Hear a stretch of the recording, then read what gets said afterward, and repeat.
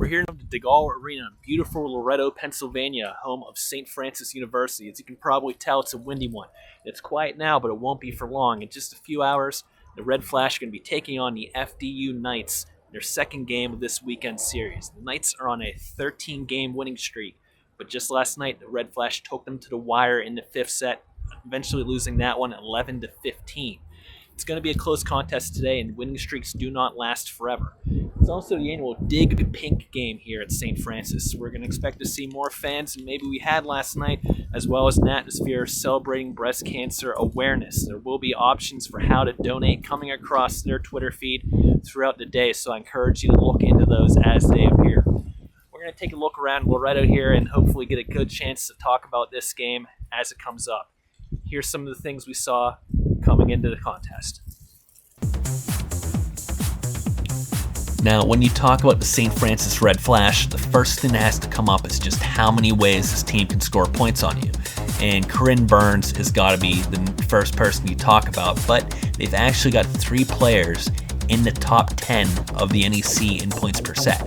But Corinne's scoring at 4.64 points per set. Now, this is almost a full point higher than the second place player.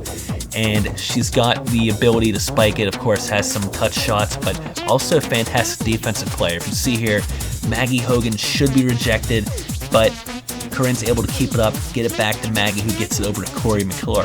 Now, those are 3 names you've got to be familiar with because those are the other 2 people on the Red Flash in the top 10 for points per set in the NEC. So, obviously, Corinne Burns is the superstar, but Corey McClure, 10th in points, 10th in hitting percentage in the league. And actually, recently against LIU, which was easily the best win, biggest win that St. Francis had so far, she was a monster serving the rock.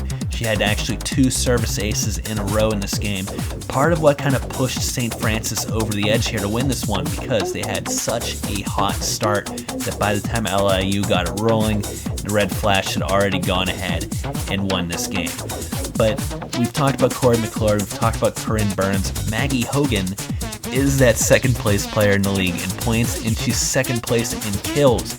So if Corinne's able to keep it up, Maggie's able to spike it down into the ground, and not just with the spike. Again, this is also a player who has that finesse shot. There's a lot of different ways they can do it for the Red Flash, and these 3 players do it all. Now let's talk about the FDU Knights, and instead of focusing on 3 big pieces, with FDU there's really one number to know. With FDU, I would rather talk about the numbers than the individual players. They've certainly got players ranking in the top 10 of the NEC in multiple categories, but maybe the most interesting number for the Knights is 13. That's how many wins in a row the Knights have. And this is not just conference wins. They've been playing this well since non-conference play. However, they seem to be, despite, they're always winning these games, they've been taken to the wire by a lot of teams lately. St. Francis took them to the wire just yesterday in a victory, the 13th victory for FDU. So 13 is the number to remember for these guys. And if there is one other number you want to remember for the FDU Knights, it's 5. They've got 5 players from Italy on this team. We caught the FDU Knights coming in off the bus. Absolutely no lack of confidence from the Knights from Hackensack, New Jersey, and why would there be? They've won 13 straight. They're undefeated in NEC play, but with the Red Flash team with revenge on their mind, today is their biggest challenge to date. All right, we're an hour away from starting here. The Red Flash are just about to get back out on the court and get some practice in last minute before their game here against the FDU Knights. Again, the Knights on a 13-game winning streak.